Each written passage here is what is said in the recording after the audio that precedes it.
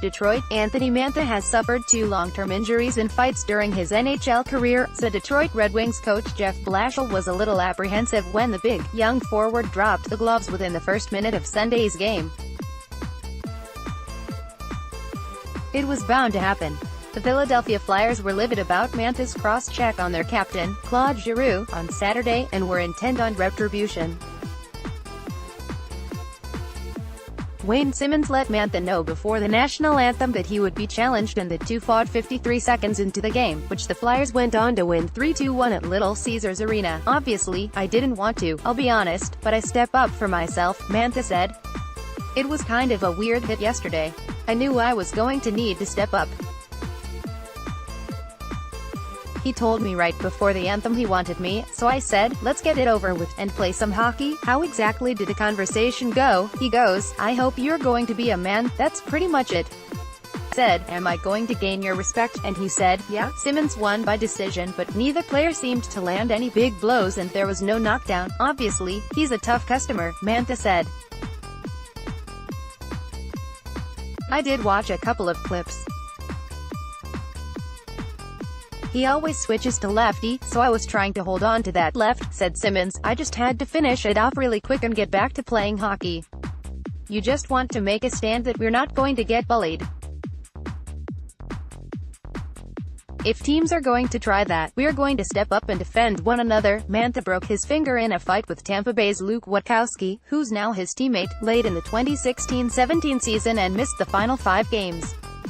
He missed 15 games earlier this season with ligament damage in his finger after fighting Colorado's Patrick Nemeth. "One thing about Mo that people don't understand, he's a real tough person and he understands these situations, and I think he felt like he needed to answer it," Blashill said. "We didn't speak about it. I would have told him not to fight given that he had hurt his hand earlier in the year, but he knows how to handle himself. I thought he did a good job handling himself. Maybe the fight fired up Mantha because he was the best player on the ice by Blashill's estimation. He didn't figure in the scoring but had several chances and registered 7 shots." The Red Wings, 2-3, 2-9, 8, outplayed the Flyers, outshooting them 38-23, but rookie Carter Hart was outstanding in goal, making 37 saves. Mantha scored twice in Saturday's 6-5 overtime loss at Philadelphia. The Flyers, 2-8-2-4-7, are the first of January 12 in their past 14 and swept the 3-game season series from the Red Wings.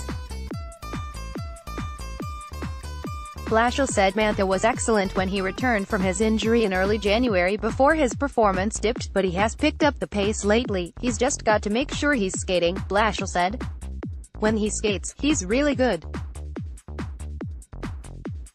When he kind of drifts, he still is able to make enough stick-on-puck plays and do enough stuff, but it's hard for his teammates to know what he's doing when he's drifting. When you're skating, everybody's on the same page, you can play as a unit of 5. Him and I have talked about it. He just needs to keep building on games like tonight. He was excellent," said Mantha. "I think I've been playing pretty good hockey lately, but I just need to find that extra little touch to put it in the back of the net." Bernier, Nyquist ready next game. Goaltender Jonathan Bernier left after the first period due to a neck injury after Dylan Larkin was pushed into him, but Blashill said he should be ready for Wednesday's game against Chicago at LCA. Jimmy Howard played the final 2 periods. He said he didn't see Ivan Provorov's blast from the point that snapped a 1-2-1 tie at 2:11 of the 3rd period.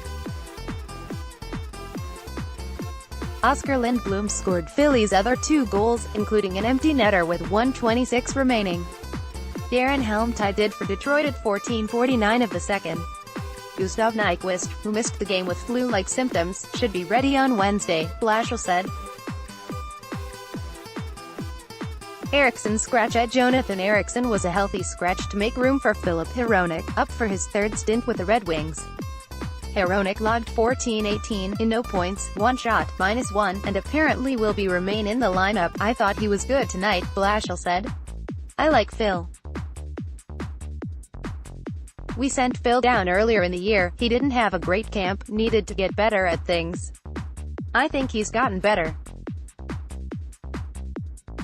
We sent him down again. My message to him was be the best player on the ice in the American League, stand out, don't look like you belong, look like you should be in the NHL, and I think he did that to a large degree after he stopped yelling at refs. He's strong, he seals, he creates stalls in the D-zone, he can create offense. Blashill wasn't happy with his defense in Saturday's game and explained why Eriksson was the odd man out. He was, for me, the worst of the 6 defensemen last night, Blashill said.